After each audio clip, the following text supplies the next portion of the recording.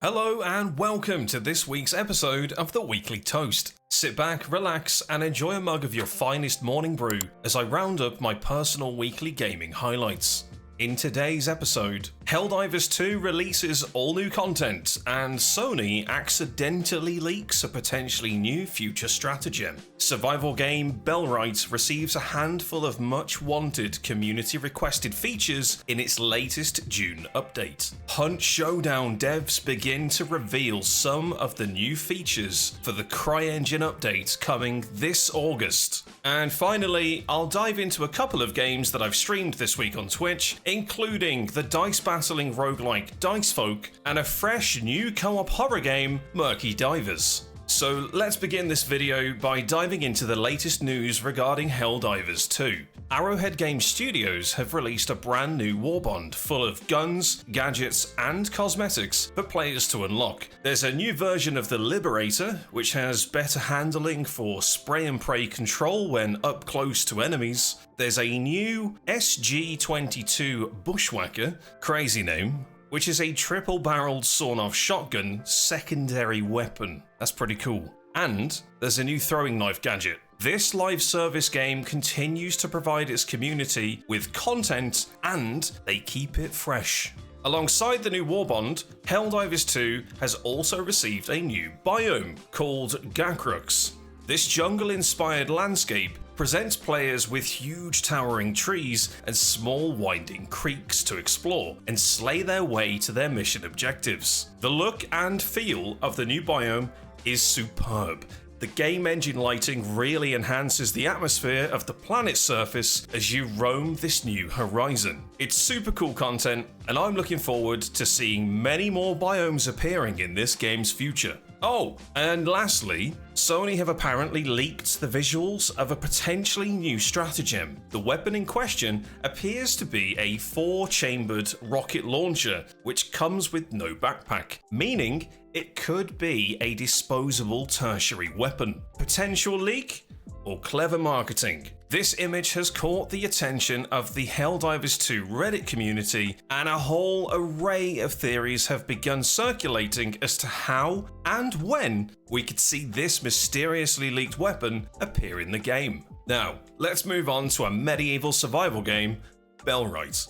Bellwright released back in April 2024 and was mostly received well by the colony simulation corner of the internet. With a few rough edges, a sprinkle of jank, but a whole lot of engaging content, Bellwright offers players the chance to build a life within the backdrop of a kingdom oppressed by tyranny. I covered Bellwright when it released, and I was impressed with the scale and scope of the game. The systems were good enough to build your own village, recruit and manage your civilians, and begin to take back control of the kingdom from the hands of its evil leadership. Here's a few things about the game. The combat isn't thrilling, but it is fun. The resource gathering is relaxing, but it is grindy. And the use of AI voice technology makes the game rather humorous to play, but can be a little jarring.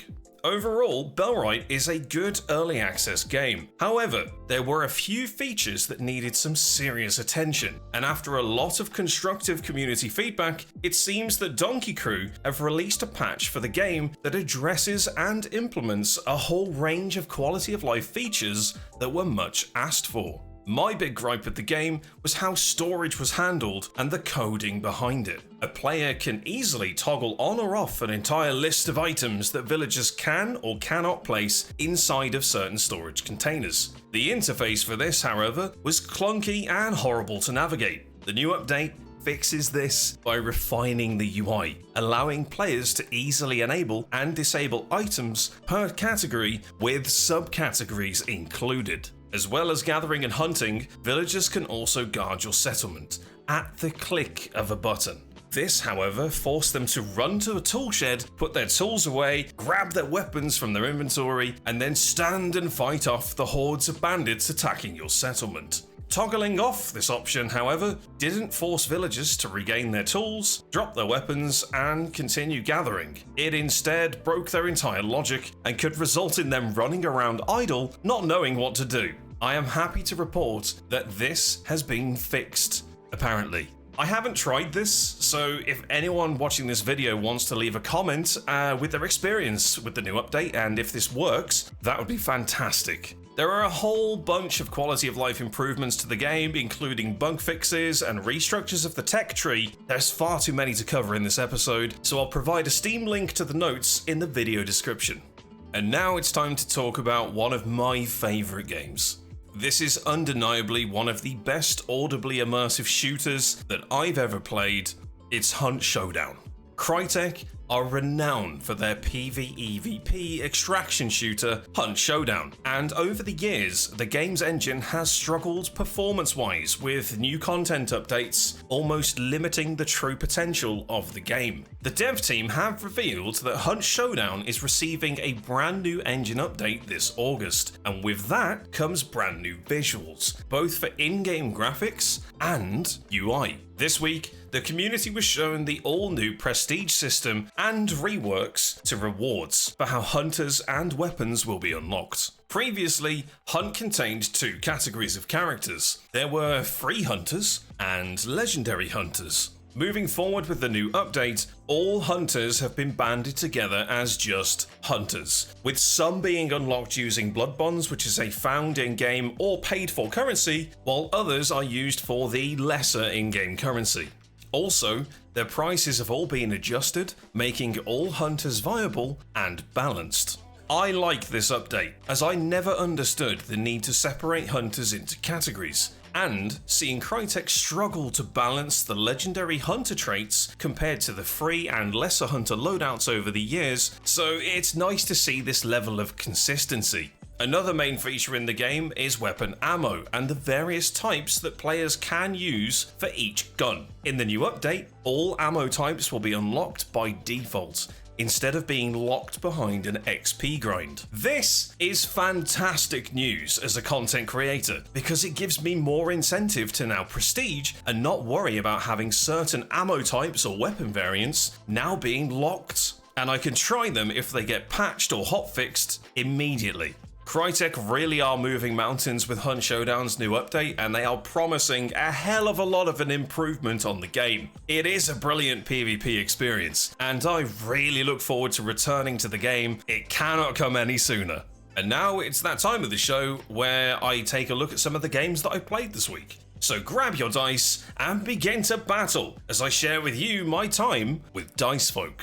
Dicefolk is a roguelite, creature-collecting, dungeon-crawling dice battler published by Good Shepherd Entertainment. Dicefolk's concept brings a unique twist to the roguelike genre, allowing the player to control the entire battlefield. Every move, every attack, every buff or debuff is dictated by how the dice roll. However, they are ultimately all used by the player. You even control how the enemy will attack your roster of creatures. You roam a standard roguelike style map, hopping from event to event while engaging in battles, visiting merchants, discovering new creatures to potentially add to your roster. The entire game screams brilliance. I found every click exciting and engaging. You can also equip creatures with items that provide base stat improvements, morph offensive or defensive capabilities, and you can even buy a wide variety of dice faces to customize your battle dice and truly build your own adventure.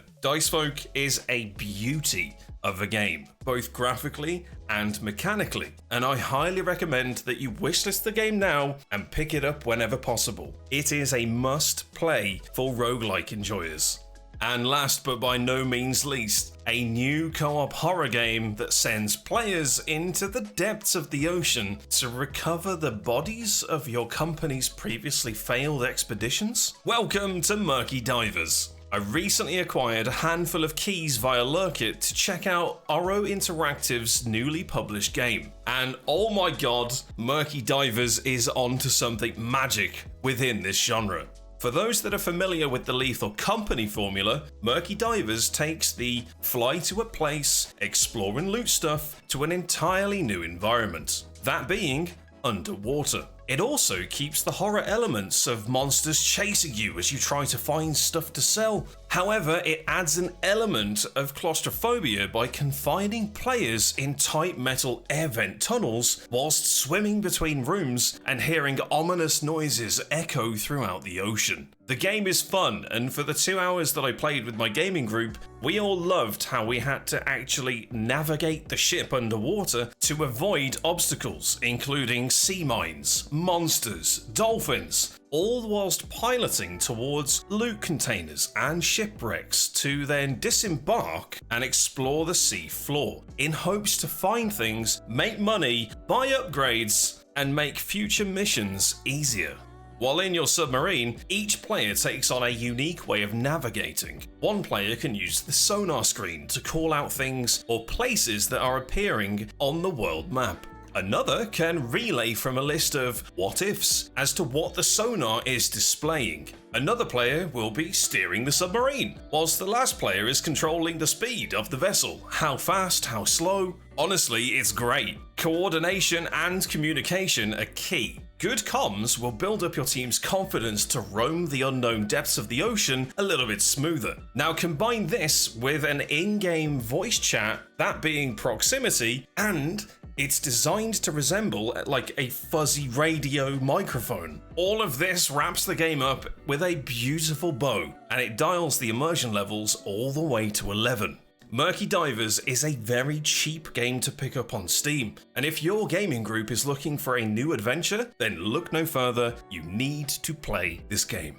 Ladies and gents, it's that time of the week where I remind you that this week's Epic Games freebies are available, and this week you can claim Freshly Frosted and Rumble Club absolutely free. There'll be a link in the video description, so go claim them for yourself today. And that's it for this week's episode of the Weekly Toast. If you enjoyed the video, then drop a like, subscribe if you're new here, and come watch me play all sorts of variety video games over on Twitch during the week. These episodes go live every Monday at 8 AM UK time here on YouTube. Social and stream links are below in the video description. Thank you ever so much for watching, and I'll see you in the next video.